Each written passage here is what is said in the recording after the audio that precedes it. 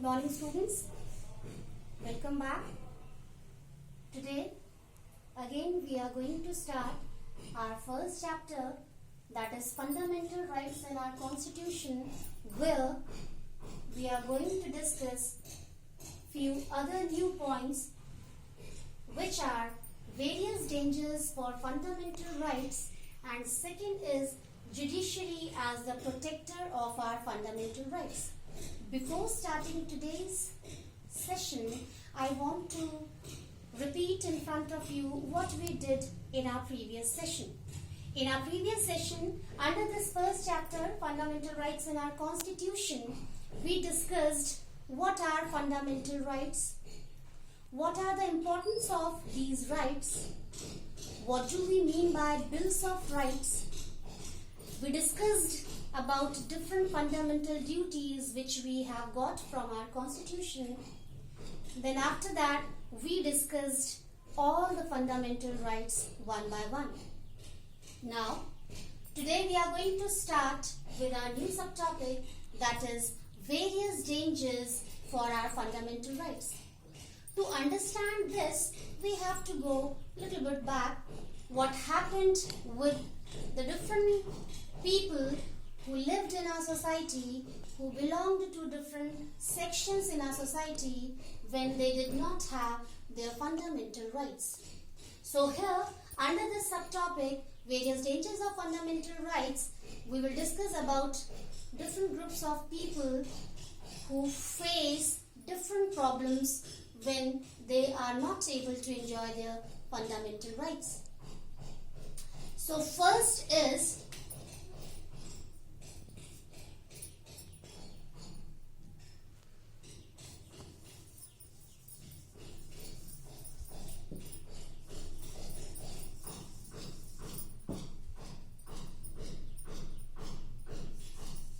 marginalized people. Students, these are the people who belong to below poverty line. They are the poorest people in the society. They did not have right to enjoy different rights in the society. In ancient time, the people who were very poor in the society, they were not allowed to enjoy different privileges or facilities in the society. Even we can add this, that they did not have any kind of facility or right to have a very good life. The people who were poor, they were treated by rest of the people in the society badly. Most of the time, or we can say almost all the time, they faced the problem of discrimination. No one liked to treat them nicely. They were supposed to serve rest of the people in the society who were belonging to upper class or who were rich or wealthy.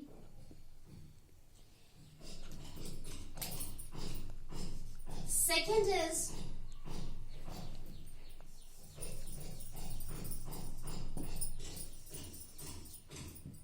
the section of minorities.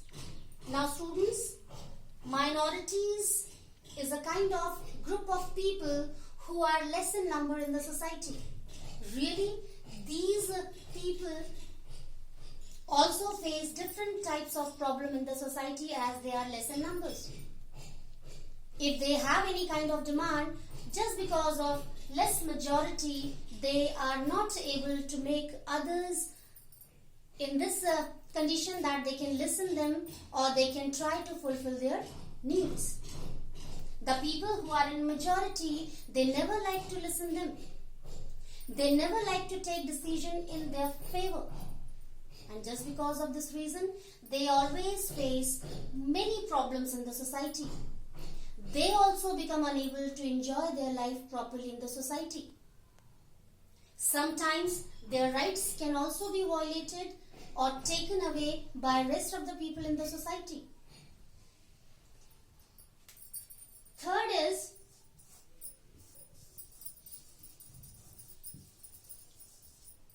beggars. Students, this is the group of those people who used to work on others' piece of land, but in return for their hard work, they do not get a single coin. These people work for others without any kind of payment. They are known as beggars. If we talk about ancient time, really many people were there who were too poor, and to fulfill their requirements, they used to take money as a loan, we can say, from money lenders or rich merchants. And in return, they almost all the time were cheated by these money lenders. When they came in this situation that they became unable to repay that money or loan to those money lenders or big merchants, money lenders or merchants forced them to work on their piece of land without any payment. It was a dangerous situation for those poor farmers because they did hard work, but in return they did not get anything. And in this situation, they became unable to fulfill the requirements of their family members. And ultimately, they faced the problem of hunger and many other, which always forced them to lead a miserable life. Now students, here we can add another group, that is lower class people. Students, under this lower class people group, we include SC, ST, OBC, those people who belong to lower class. They are also unable to enjoy their rights sometime in the society. People who belong to upper class or middle class do not like to treat them nicely. They do not like that they should also enjoy their rights in the society, or they should have a very good life or dignified life. Now students, after this I want to add that we should be very, very thankful to our constitution, which gave us our fundamental rights. Students, we got our fundamental rights with the help of our constitution in 1976 under 42nd Amendment. And just because of these fundamental rights, today in this modern age, we are quite able to lead a very good and dignified life. No one has right to violate or to take away the rights we can say of others. No one can interfere in the rights of others. No one can stop others to enjoy their life by following or by enjoying these fundamental rights. So really this credit goes to our constitution, by which we got our fundamental rights, or we can say we got the right to have equality, freedom to enjoy our life. Now students, after this, I want to discuss a very important thing by which we will understand in which situations really government has right to have a control over our fundamental rights, except of right to life and right to freedom.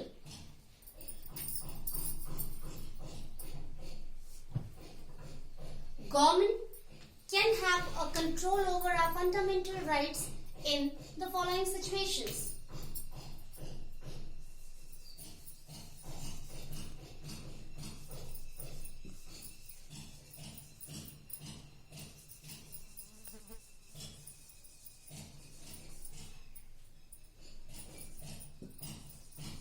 When we have emergency in our country, this emergency can come in different ways, like any outside attack, or we have to defend our country. At that time, government can have a request or can force to people to defend country, at that time we cannot say that no, we are not ready for that. At that time it should be our moral responsibility that we should get ready to defend our country. But government has to take care of that our fundamental right, like right to life and right to freedom, should not be taken away. And beta, I have a very good example. Nowadays you are seeing that we are suffering from this disease, that is corona, and to eradicate or to get rid of this problem, we decided in the form of a solution that we will not move here and there. We will stay at our home to be safe. So if we are ordered to live at our home, to stay at our home, it doesn't mean that our right to freedom is going to be violated or our right to freedom is taken away by government. We should not think in this way, because it's for our safety. Our government has taken this decision so that we can be safe. We cannot suffer from this disease, and very soon we can take over or we can overcome this problem. Now, students, we are moving to our second subtopic, that is judiciary as the protector of our rights. In our previous session, we discussed about one right among all the fundamental rights, that is right to constitutional remedies. We discussed that under this right, each and every person has right to go to court if anything is going on wrong against him or her. We have different levels of court, like district court, high court and supreme court. So according to our convenience, we can file our case or we can register our case in these courts, and finally we can get impartial justice. So judiciary has a very important responsibility or role in our country, that if anyone is going to suffer from any problem, so that person can take help of judiciary, means take help of courts, so that that person can get rid of that problem by getting impartial justice. No one can try to take away the rights of others, because everyone knows that if he or she will do that kind of work, he or she can get punishment from judiciary. We know very well our limits.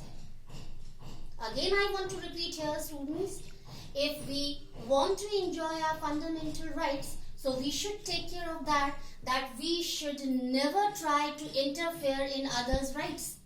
We don't have this kind of right. Now,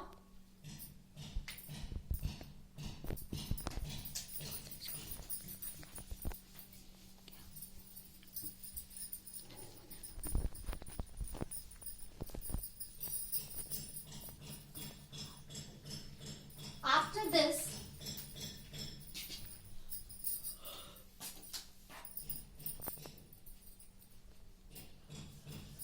I want to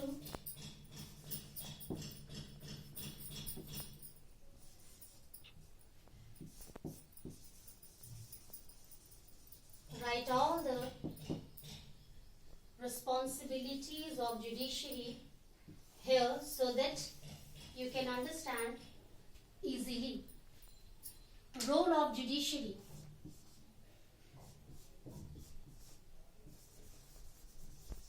To give impartial justice. Students, this is the most important responsibility of our judiciary, means of our courts, to provide impartial justice to each and every person of the country.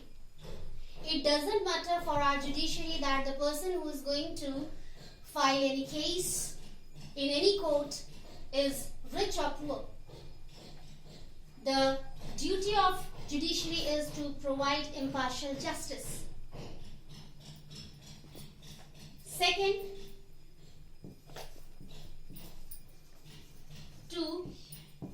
care of our fundamental rights.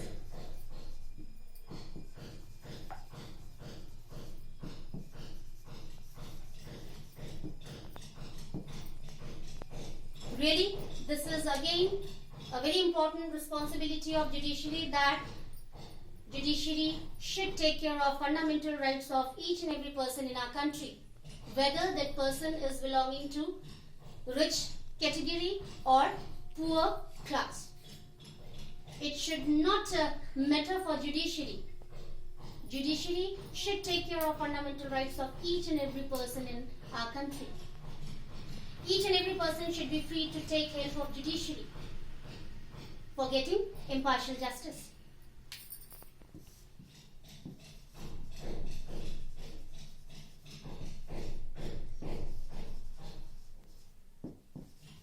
To punish those people who try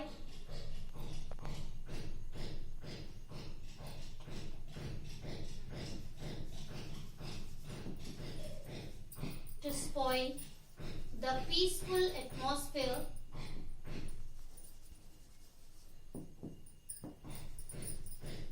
of the society.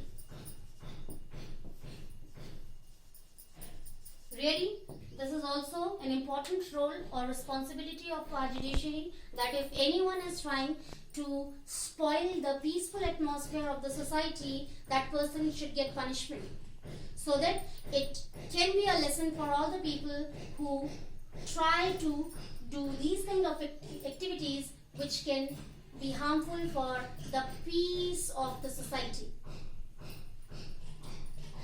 Now children,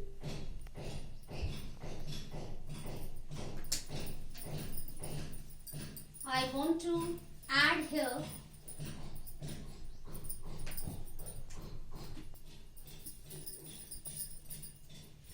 role of citizens of our country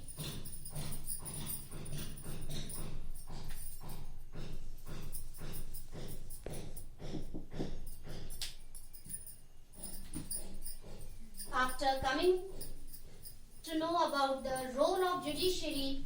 Really, we should understand as a citizen of our country what is our duty. First, to follow all the rules and regulations properly. Really, students, it should be the most important responsibility that we should follow all the rules and regulations which we have got from our constitution, which we have got from the side of judiciary. Last session also, I told you, every time we like to talk about our fundamental rights, but we never like to talk about our fundamental duties. If we want to enjoy our fundamental rights, really, we should follow our duties also properly. Because if we follow our duties properly, we can become able to have our rights easily. No one can try to violate or to take away our rights. And in this way, we can make others also to be able to follow fundamental duties nicely. If one person is following nicely his or her fundamental duty, so it can be a lesson for others. Only enjoying fundamental rights is not sufficient for the development or progress of any country. The citizens of that country should be aware of their fundamental duties also. Second is,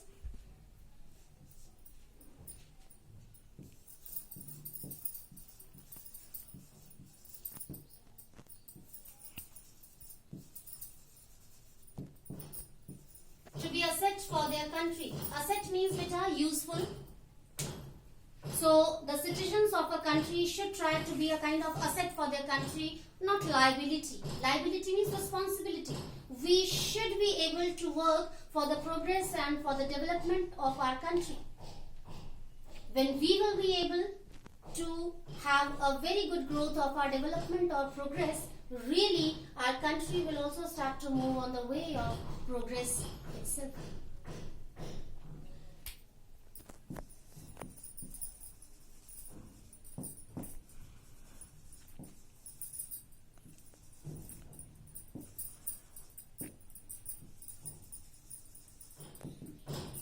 To take care of all the duties, really just before few seconds I told you, if we want to enjoy our fundamental rights, we should be able to take care of our fundamental duties also. We should follow our fundamental duties also.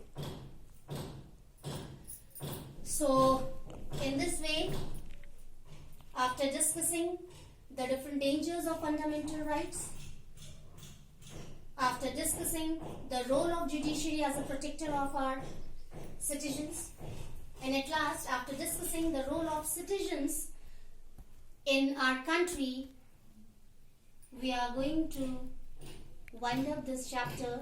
We have totally finished this chapter. Now, in our next session, we will move to our next chapter. So, for today's session, that's all. Thank you.